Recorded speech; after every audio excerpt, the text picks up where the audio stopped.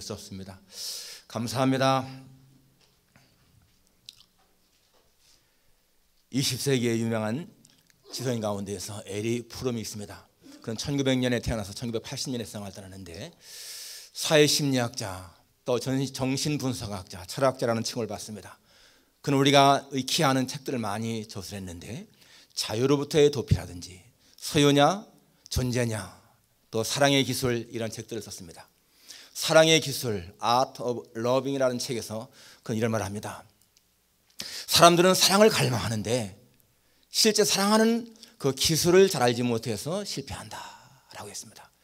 목수가 되려면 톱질하는 법, 대패 미는 법을 배워야 하는 것처럼 사랑은 그냥 되는 것이 아니라는 것입니다. 많은 사람들이 사랑에 실패하는 이유는 그 사랑의 기술을 알지 못하기 때문이다 라는 거예요. 사랑도 그렇게 어떠한 기능자가, 기술자가 기술을 익히는 것처럼 그렇게 필요하다는 것입니다. 그래서 무엇인가 이렇게 훈련을 받고 집중하고 또 인내하고 관심 같은 것을 통해서 훈련을 받는다는 겁니다. 기술을 쌓는다는 거예요. 사실 여러분, 가정이 행복한 가정, 부모가 아주 사랑이 충만한 가정에서 자란 아이들은 그걸 보고 배우는 것 같습니다. 자랄 때부터 사랑을 보고 배우잖아요. 그러면 사랑의 기술이 있는데 그런 걸 배우지 못한 그런 가정 사람들은 그런 사랑하는 법을 잘 알지 못하기 때문에 실패하는 경우가 많다는 것입니다. 그것처럼 여러분, 행복도 마찬가지입니다. 행복하기를 갈망하지만은 이 행복에 대한 기술을, 행복하는 방법, 사는 방법을 몰라서 행복하지 못한 사람들이 많은 것을 볼 수가 있습니다. 여러분, 행복도요 하나의 기술이라고 볼 수가 있어요.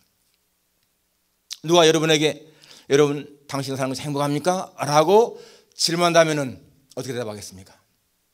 어떤 사람은 저는 행복합니다. 사는 게 참 행복합니다. 뭐가 그렇게 행복합니까? 살아가는 것 자체가 행복합니다. 내가 생명이 있다는 것이 얼마나 신비로운 것인지, 내가 사물을 볼 수 있다는 것이 얼마나 정말 신비로운 것인지요. 내가 이렇게 마음껏 움직일 수 있고, 가정이 있다는 거, 내가 친구가 있다는 거, 가족이 있다는 거, 내가 일할 수 있다는 일자리가 있다는 거, 생각만 해도 감사합니다. 내가 예수님을 안다는 거, 천국을 소망한다는 거, 엄청난 행복입니다. 그런 사람이 있을 거예요. 그런 사람들 어떻습니까? 행복에 대한 기술을 터득한 사람 아니겠어요? 어떤 사람은 당신 행복하십니까? 행복하기는요 죽을 지경입니다. 뭐가 그렇게 죽을 지경입니까? 아시다시피 최근에 날씨가 너무 나빠서 장사가 안 됐잖아요. 그리고 추워가지고서요 수도가 터져가지고 애를 먹고, 또 이제 텍스철인데 세금 낼 돈도 없어야 다닙니다. 아까 말한 게 에리 프롬은 소유냐 존재냐 하는 그 책에서 그렇게 말합니다. 사람이 많이 가지는 것이 행복할까? 아니면 존재로서 행복을 느끼는 것이 행복할까? 그는 소유를 넘어서 이 존재의 가치를 알 때 행복하다고 말했습니다. 여러분, 아까 말한 그 불행하다는 사람 생각해 보십시오. 장사가 안 되고 수도가 터지고 텍스 처리인데 돈을 못 낸다. 다른 면에서 생각해 보십시오. 이 사람은요 자기 온 비즈니스가 있는 사람인 거예요. 주생활하는 사람들은 온 비즈니스가 갖는 것이 소원인데, 적어도 미국에 살면서 내 온 비즈니스가 있다. 이거 행복한 일 아니겠어요? 수도가 터져서 돈 들어갔다라고 하는 것은요, 적어도 아파트 산다면은 그냥 아파트가 다 무너지는 것인데 자기 돈을 떼내기는 자기 집이 있다는 얘기인 거예요. 자기 집이 있잖아요. 텍스 처리돼서 돈을 낼 수가 없다. 여러분, 미국에서는 여러분 수입 없는 사람이 텍스 내라고 합니까? 텍스 낼 사람은 반드시 수입 있는 사람인 거야. 작년에 그만큼 벌었으니까 텍스 내지 않습니까? 모든 면에서 볼 적에는 굉장히 행복한 것인데, 소유도 충분한데 이 사람은 소유에 대한 만족이 없기 때문에 불행을 느끼는 거예요. 세상을 살아갈 때 여러분, 이 행복에 대한 기술은요 언제나 긍정적인 안목을 가는 겁니다. 긍정적인 안목. 모든 사물에는 양면성이 있는 거예요. 밝은 면이 있고 어두운 면이 있습니다.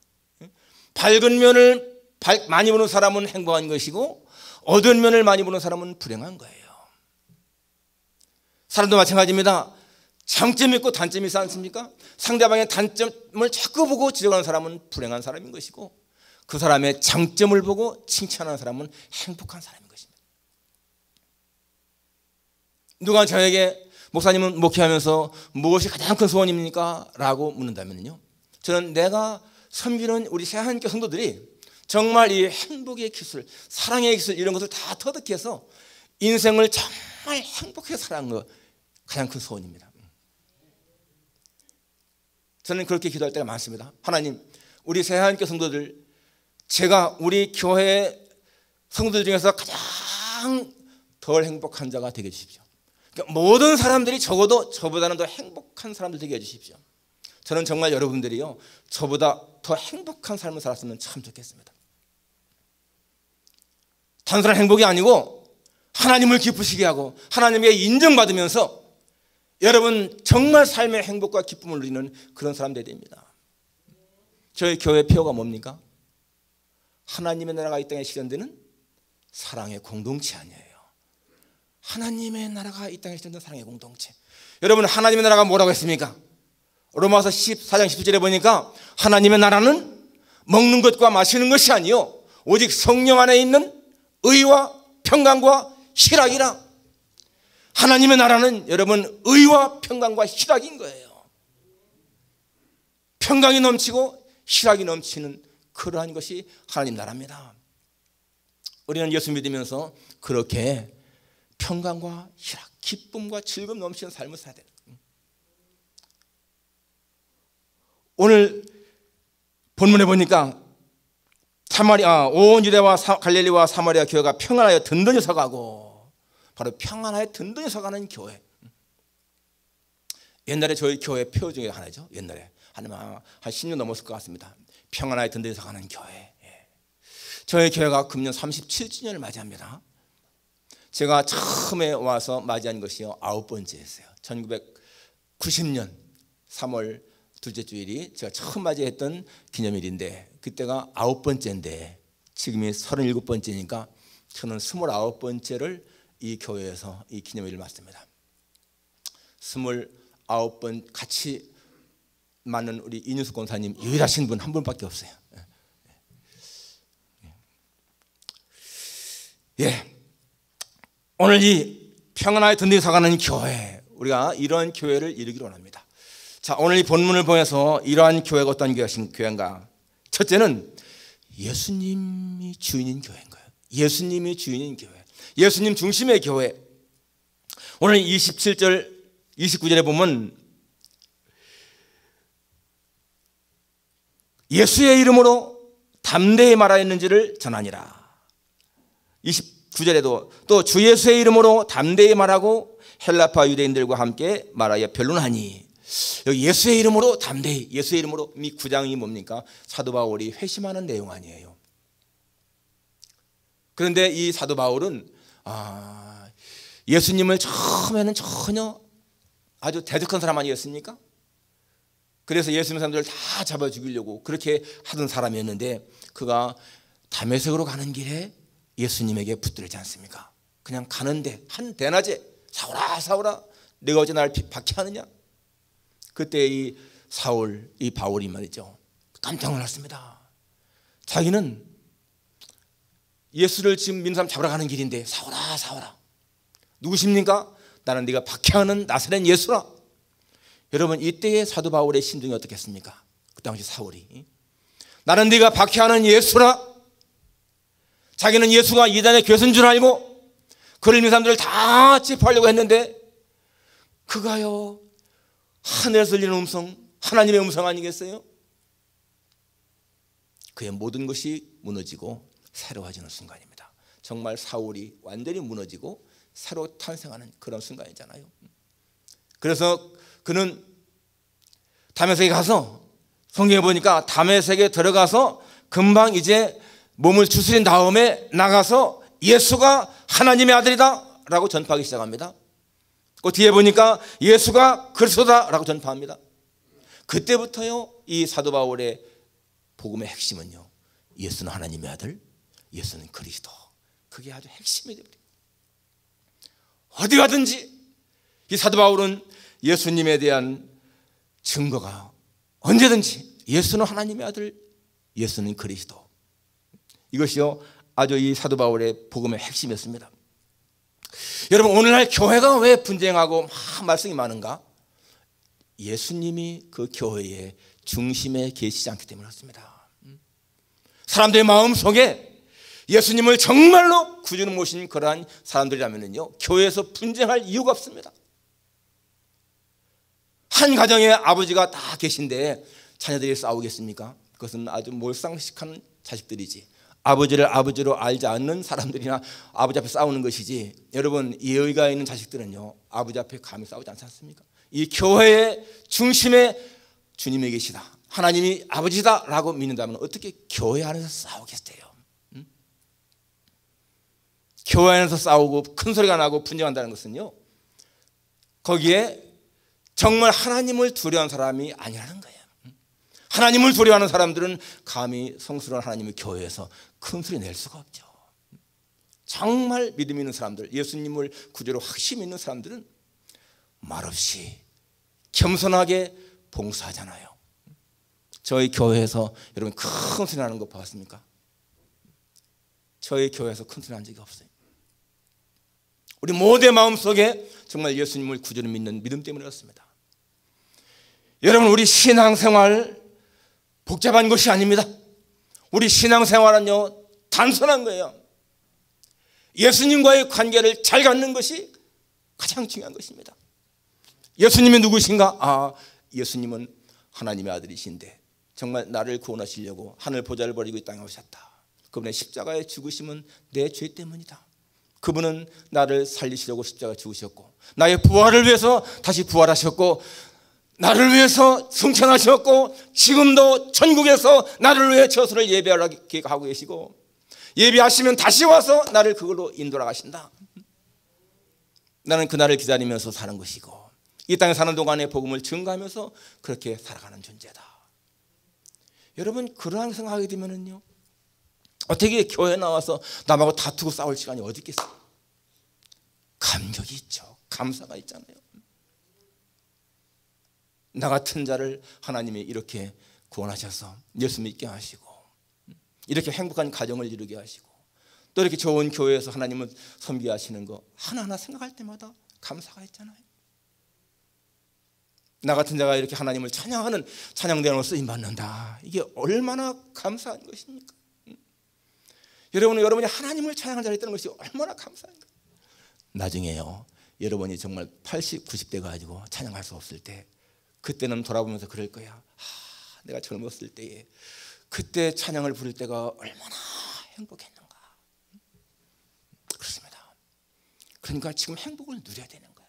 지금의 가장 행복한 때라고 생각하면서 누려야 되는 거예요. 하나님을 섬기며 정말 자발적으로 기쁜 마음으로 섬겨야 되는 거예요. 예수님을 주인으로 모시는 그러한 사람은 삶에 기쁨이 충만합니다. 걱정, 두려울 게 없다는 거예요. 예수님 중심이 된 교회, 그렇습니다. 여러분, 신앙생활의 키는요, 예수, 그분과의 관계예요. 그분과의 관계, 예수님과의 관계. 교회에서요, 뭐 교회당이 크고 우람하다, 웅장하다, 파이프 오르간이 있다, 수백 명이 찬양을 부른다, 그런 거 부러워할 거 하나 없습니다. 그렇게 하는 가운데서도요, 예수님 없는 그런 회중이라면 가치가 없습니다. 두세 사람이 내 이름으로 모인 것에 나도 그들 중에 있느니라 라고 하잖아요. 우리 마음 중심 속에 예수님에 대한 확신이 있고 성령이 충만한 가운데 있다면 거기 있는 그 자리가 천국인 거죠. 궁궐이나 초막이나 거기가 하나님 나라다라는 것입니다. 저는 저희 교회에 대해서 너무 감사하고 만족합니다. 얼마나 감사한 것입니까? 얼마나 좋습니까?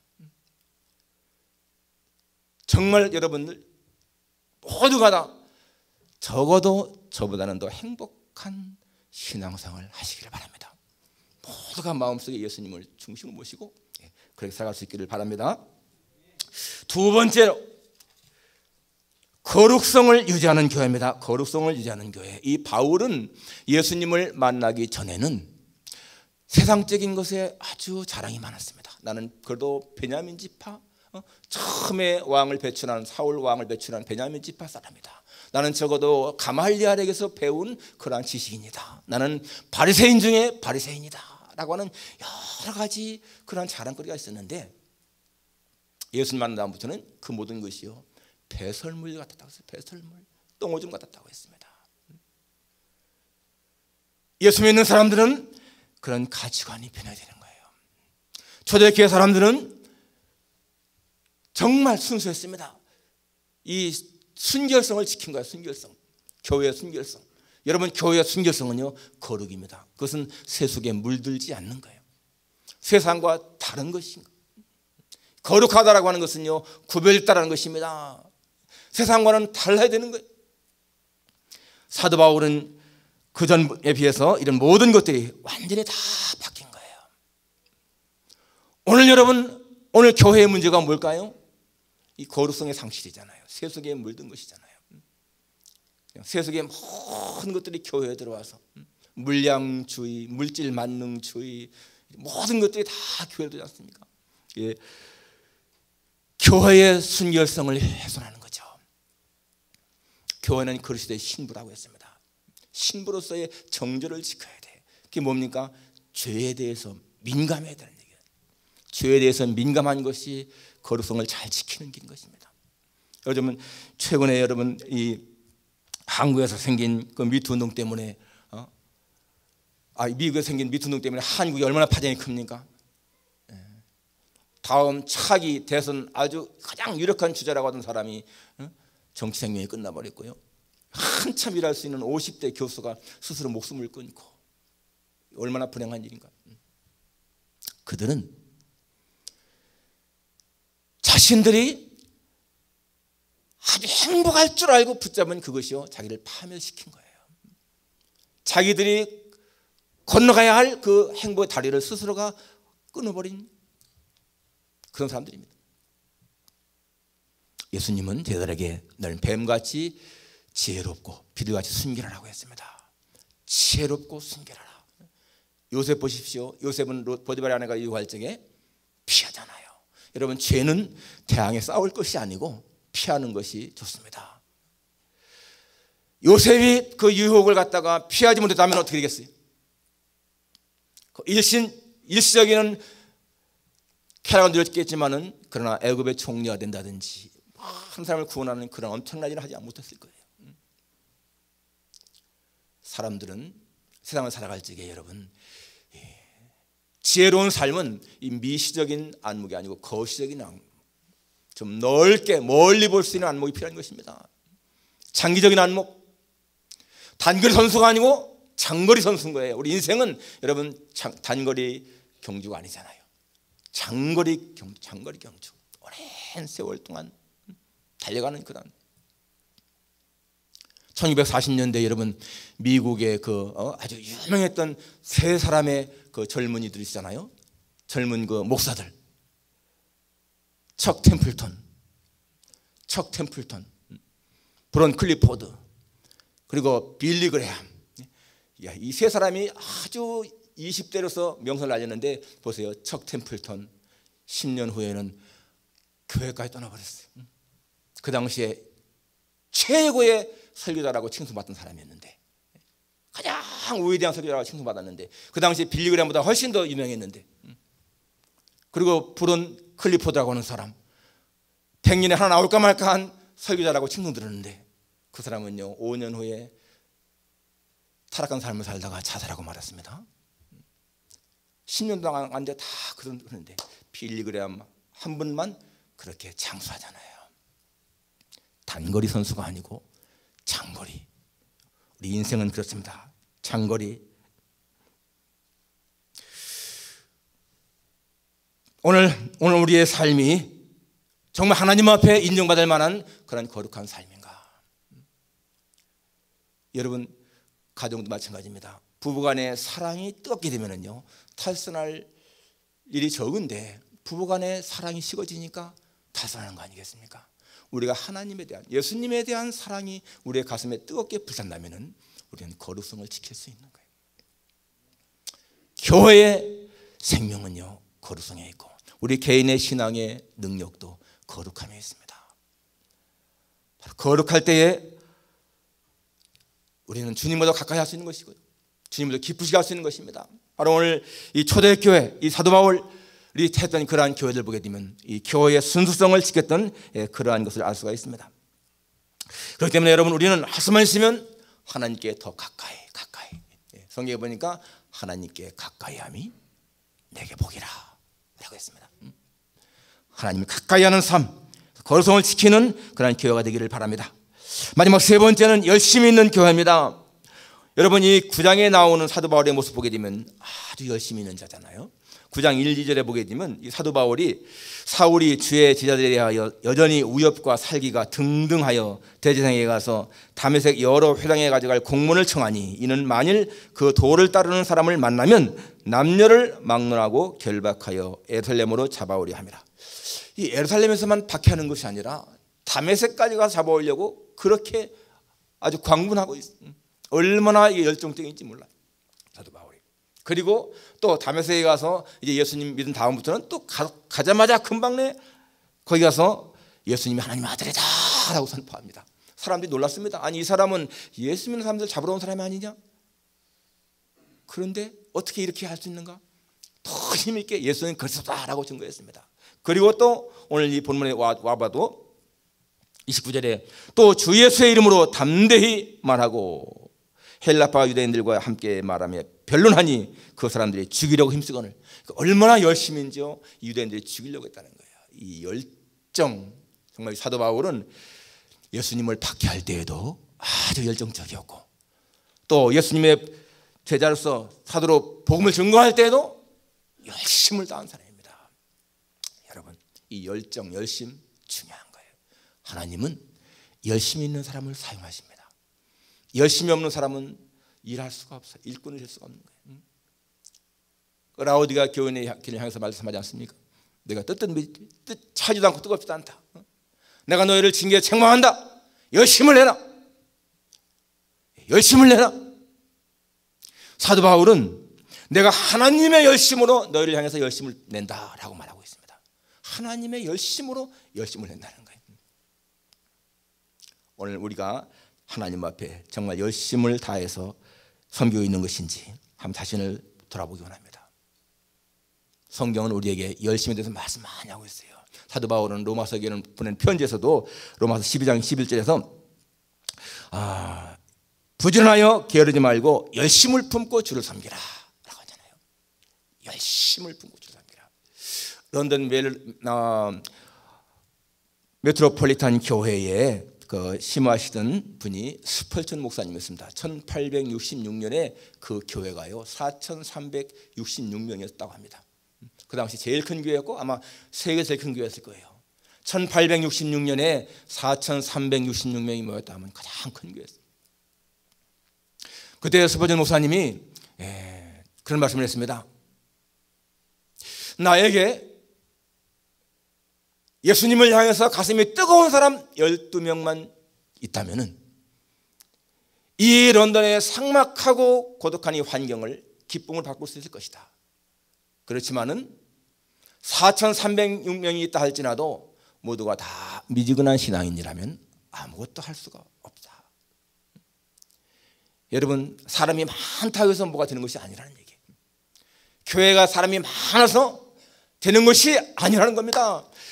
주님을 향해서 가슴이 뜨거운 사람 몇 명만 있으면 하나님의 역사가 일어난다 라고 하지 않습니까? 여러분, 예레미야서에 보면 무슨 말씀이 있습니까? 너희가 이 거리를 빨리 왕래해서 의와 공의를 행하는 자 한 사람만 찾으면 내가 이 성을 사하리라 라고 했습니다. 그 수많은 사람이 있는데 거기서 정말 하나님을 경외하고 공의를 행하는 자 한 사람만 찾으면 용서하겠다는 건데요, 그 한 사람이 없어 망하고 맙니다. 소돔과 고모라 성이 사람이 많아도 의인 10명이 없어 망하지 않습니까? 교회에 일할 때는 열심히 있어야 돼. 열정. 어떤 사람이 이런 말을 했습니다. 스포츠계라든지 정치인이라든지 사업이라든지 공부나 모든 분야에서 성공한 사람들에게는 특징이 있는데 그것이 뭔가 집중과 열심이다. 집중과 열정이다. 집중과 열정이 있을 때에 성공한다는 거예요. 미국의 농구계의 신하면 누굽니까? 마이클 조던이잖아요. 마이클 조던은 미국 농구 역사 120년에 가장 위대한 선수라고 칭찬받습니다. 120년 농구 역사의 가장 위대한 선수, 전 세계적으로 볼 때 가장 위대한 선수라고 칭호받습니다. 그런데 그 사람은 농구의 신이라고 하는 칭을 받는데, 농구의 신. 어떤 사람이 그런 질문을 했습니다. 당신은 젊었을 적에 얼마나 몇 시간 연습했습니까? 나는 시계를 본 적이 없습니다. 그럼 어떻게 연습했습니까? 언제까지 연습했습니까? 지칠 때까지. 그리고 어머니가 밥 먹으라고 부를 때까지 연습했습니다. 몇 시간 이런 개념이 아니라는 거예요. 자기의 모든 것을 다 걸어서 연습한. 우리가 볼 적에 저 사람은 농구의 천재다, 뭐의 천재다 하지만 여러분, 천재라고 하는 것은요, 태어날 때부터 그런 능력이 있어야 되는 것인데, 되게 성공한 사람들은 태어날 때부터 그런 능력이 있는 사람도 없잖아요. 있지만은 더 많은 경우에는요, 노력입니다. 노력. 베토벤이 여러분 천재입니까? 모차르트는 음악의 천재라고 하지만은 베토벤은 음악의 천재가 아닌 거예요. 그건 정말 노력한 사람이죠. 열정. 그렇기 때문에 여러분, 우리에게 이 열정이 없다면은 우리는 하나님의 일에 쓰임 받기에 부적격자입니다. 무슨 일을 하든지 정말 뜨거운 가슴이 있어야 돼. 열정이 있어야 되고 다부진 마음이 있어야 돼. 사도 바울은 말하기를요, 만일 우리가 내가 미쳤어도 너희를 위한 것이다, 하나님을 위한 것이다 라고 말하고 있습니다. 내가 미쳐도 하나님을 위해 미쳤다. 저번에 우리 이철 집사님이 셀 모임 하는데 이런 말씀 하시더라고. 우리 집사님이 축구를 좋아하잖아요. 그러니까 축구 동호회들이 왜 안 나오느냐, 축구 왜 안 나오느냐. 그러니까 옆에 있는 친구가 저 친구 예수님에게 미쳐서 주일날 교회 안 하고 축구 못 나와. 그러는데 예수님에게 미쳐서 축구에 못 나온다라고 하는 말 들으면서, 그 미친다고 하는 말이 별로 좋은 말은 아니지만은 왠지 기분이 나쁘지 않더라는 거예요. 여러분, 이 미친다고 하는 말은 사실 뭐 정신 이상되어 미친다고 하는 그런 뜻도 있지만은 집중, 몰입한다는 의미가 있는 거예요. 여기 사도 바울이 내가 미쳐서도 하나님을 위해 미쳤다라고 하는 말은요, 정신 이상된 거 아니잖아요. 거기에 집중, 몰입하는 거예요. 우리 집사님 그래서 요새는 정말 예수님에게 미쳐서 집중해서 신앙생활 하니까 얼마나 좋습니까? 여러분, 이 매 뭡니까? 주간 성경 읽기 착실히 하시잖아요. 착실. 주간 성경 읽기 거의 다 참여해서 지금 좋습니다. 아주 굉장히 열심히 참여하고 있어요. 예. 우리가 여러분, 내가 공부에 미쳤다, 이게 좋은 말이잖아요. 도박에 미쳤다, 이런 것은 나쁜 말이지만은 좋은 말입니다. 예수에 미쳤다, 이거 좋은 말인 거예요. 그게 바로 예수쟁이 아닙니까? 예수쟁이. 예수에 미쳤다, 이게 예수쟁이인 거예요. 예수쟁이. 그리스도인, 그 말은 그리스도인이라고 하는 말 자체가, 예수쟁이라고 하는 말 자체가요, 예수에게 미친 사람들입니다. 나는 여러분들이 모두가 다 예수님에게 미친 사람 되기를 바랍니다. 싫은가 봐. 아멘 자고. 사랑하는 여러분, 오늘 우리가 이 세안교회에 지금 나와 출석하고 있다는 것, 하나님의 섭리예요.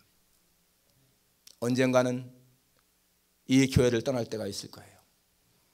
세상을 떠나서 떠날 때도 있겠지만은 또 어떠한 사정 때문에 교회를 떠날 수도 있습니다. 역사를 보게 되면 해마다 나간 사람이 있고 해마다 들어온 사람이 있어요. 저는 교회를 있다가 나간 사람들에 대해서 굉장히 고마움을 표합니다.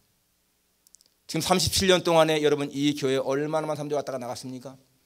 그 사람들은 멀리 가지 않고 그냥 이 필라델피아 지역에 있어도 이 교회를 안 온 사람들이 많이 있습니다. 저는 그런 사람들에게까지도 감사합니다. 그 사람들의 수고와 땀과 눈물 때문에요, 오늘 우리가 이렇게 좋은 예배당을 가지고 있습니다. 그동안에 많은 사람들이요, 뜨겁게 헌신했습니다. 어떠한 사정 때문에, 피치는 사정 때문에 떠났지만은 그것이 절대로 저는 그 사람들에 대한 어떤 안 좋은 감정이 없습니다. 감사한 마음인 거예요. 감사한 마음. 그리고 하나님의 인도하심 따라서 더 좋은 길을 갈 수 있는 것이고요. 그렇기 때문에 우리는 내가 이 교회에 있는 동안에 하나님 주신 귀한 기회라고 생각을 하고 최선을 다하는 거예요.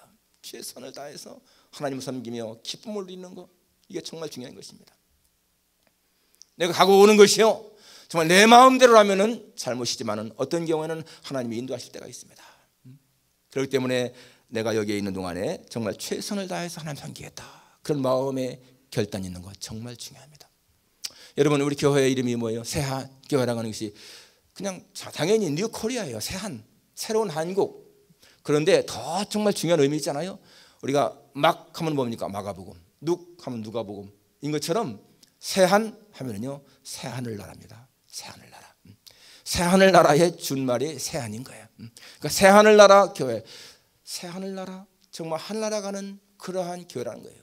여러분, 그렇다면 우리가 천국으로 지금 여행하는 중에 있다면 얼마나 행복한 것입니까? 기쁘게 신앙생활을 해야 돼요. 기쁘게. 우리 교회 장님들을 맞이해서 37년 동안 이 교회, 때로는 너무 힘들고 어려운 데 있었지만 여기까지 인도하신 하나님, 지금 이렇게 정말 평안하게 든든하게 세워주시는 하나님의 은혜에 감사해서 우리 모두가 다 행복한 마음으로 하나님 섬길 수 있기를 주님의 이름으로 축원합니다. 기도하겠습니다.